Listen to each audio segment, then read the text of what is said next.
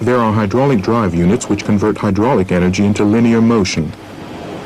These are the cylinders.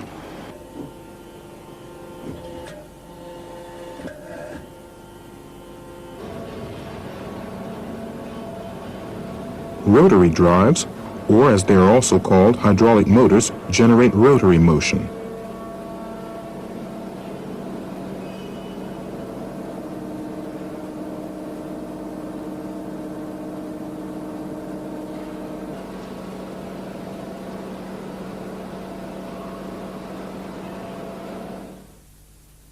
Let's look first at hydraulic cylinders. The single-acting cylinder. This is a single-acting cylinder and its circuit symbol. It has one port for a working line. And this is how it works. When oil flows into the chamber, working pressure builds up and the piston advances. The cylinder can do work in only one direction. Even when oil pressure drops, nothing happens. The piston doesn't retract until an external force is applied. Incidentally, the piston doesn't seal off the two cylinder chambers from each other 100%. This is why over time some oil does get into the unpressurized chamber. This oil then flows back to the reservoir via a leakage oil line.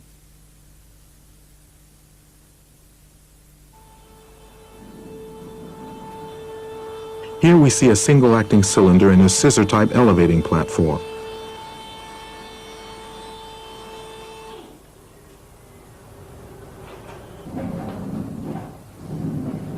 The return stroke is powered by an external force, in this case the weight of the platform.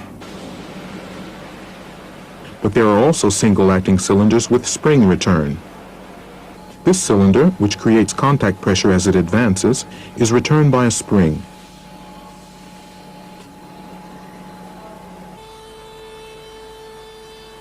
The single-acting cylinder in this scissor-type elevating platform is a so-called plunger cylinder. Here the piston and rod diameters are the same. This design is extremely bend-resistant, which makes it particularly suitable for moving heavy loads. This is why plunger cylinders are often used in platform lifts. The double-acting cylinder. The double-acting cylinder can be recognized by its two working ports. This is how it works. Pressure is applied to both sides alternately to advance and retract the piston. This means that the cylinder can do work in both directions. It can push and pull.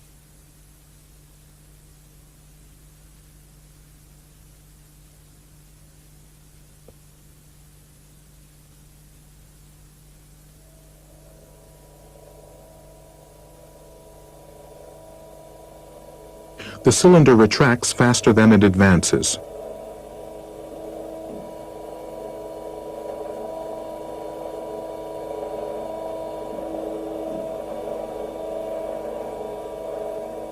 Just why is that? Well, here we can see why. The chamber on the rod side is smaller, with the rod further reducing the effective rod surface area.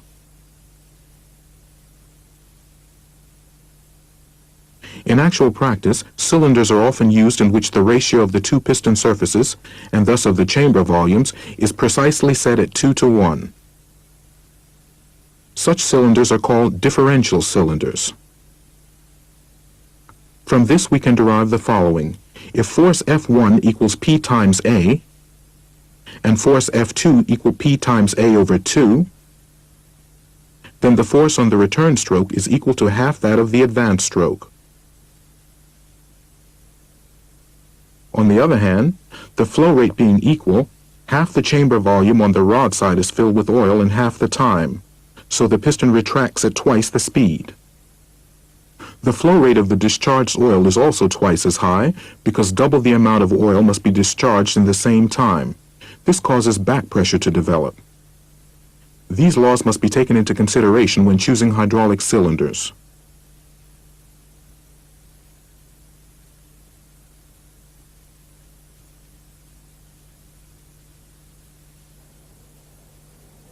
In this special cylinder for a press, the piston rod has almost the same diameter as the piston, making the difference between the two piston surface areas extreme.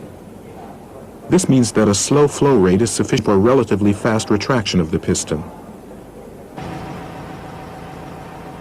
Varying piston speeds would be undesirable in this hydraulic steering mechanism because steering movements to the right and left must be at the same speed. For this reason, a balance cylinder was used in this case. A balance cylinder is one with a double-ended piston rod. An additional advantage of a rod like this is that it can move elements on both sides.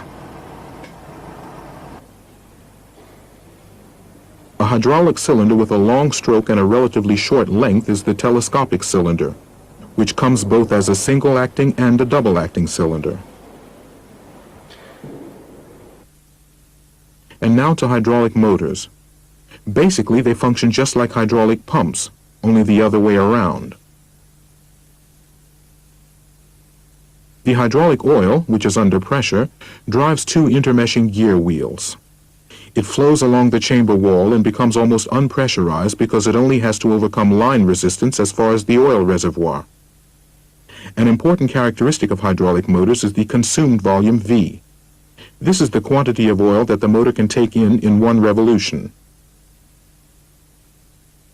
Rotational speed N is calculated from flow rate divided by consumed volume. Any calculations of hydraulic systems must always make allowances for leakage oil loss. This hydraulic motor, which drives the trolley of a gantry crane, converts hydraulic energy into mechanical energy in the form of rotary motion.